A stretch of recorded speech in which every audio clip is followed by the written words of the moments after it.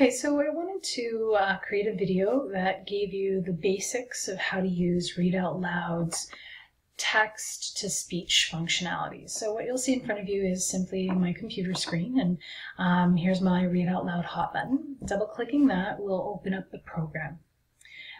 Pretty simple. This is the standard program, the way it looks every time it opens. Now, when you're wanting to use the read out loud function or the text-to-speech function, you want to upload an e-text. And for our purposes, e-text, the formats that really work with this program will be PDFs. So if you want something to be read to you and it's in Word, please resave it in a PDF format. That's the best way, the less glitchy way to use this program. So I'm going to open up a program. Let's see, a PDF document. This one looks fine. And if you notice, it's right here. Usually if the document has multiple pages, you'll see this bar up here is one of 75 or 10 or as many pages as the document is. And you can run through those pages by using the forward or the backward button. Now, in order to do or to use the text-to-speech function, all you need to do is put your cursor on the words and hit the little speech hot button. Successful strategies for teaching students with learning disabilities. Research continues to confirm that we can teach students with learning. And then I'm going to stop it. Just make sure that you can hear it properly.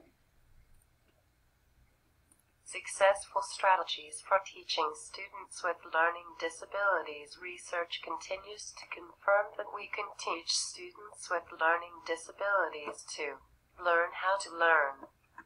We can put them into a position to compete and... So that's the text-to-speech functionality. So some of the things I just want you to note is the voice settings. Heather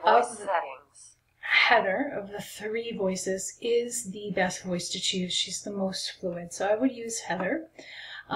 Also note that pronunciations are there as well if you want certain pronunciations. I wouldn't fiddle too much with that. It's not really worth your time. Again, turning speech on and off, that is part of your hot buttons. You do want to keep that on there. Now, the one thing you're going to realize is that when you want to use this for a test, for example, what I'm going to do is I'm going to do a split screen. So I'm going to show you how to do that. Notice how, let me just do that again just so you can see it. Notice how this isn't really a split screen. And if I was to start pulling at the corners to try to make this exactly half, it would become cumbersome. So here's a bit of a trick to do a split screen. Move your screen over and then up until, let's see, over and up, until it becomes, and the computer recognizes that you want a split screen. I'm going to open up a Word doc. I'm going to minimize it a bit, and I'm going to do the same thing but to the left. So over, up, and it's a split screen.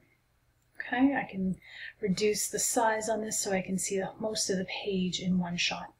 Now, what I can do is, as the test is being read to me, I can put in successful strategies my for answers. Teaching students with learning disabilities. Research continues to confirm that we can teach students with learning disabilities to learn how to learn. So notice that I can listen to a story, for example, that's on a test or that I'm being asked to read in class, listening to it being read to me at the same time as creating notes if I use this split screen technique. Alternatively, if let's say, well, let's open this up again, make this larger. Alternatively, you can use the note function to the right that's already in Read Out Loud. It's a good function. There's nothing wrong with it. What you're going to want to do is you can pull quotations, for example, by basically highlighting. So if I put a green highlighter, there they are. And then I can add my notes to that.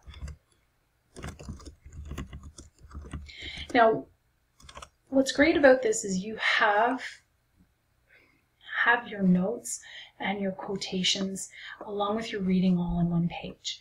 However, when you go to save this document, you're going to save it and it's going to be in a read out loud format. So there's no real way to turn the notes into a Word doc. So that's a simple way to use the text-to-speech function of Read Out Loud. So once again, thank you for listening and hope you give it a try.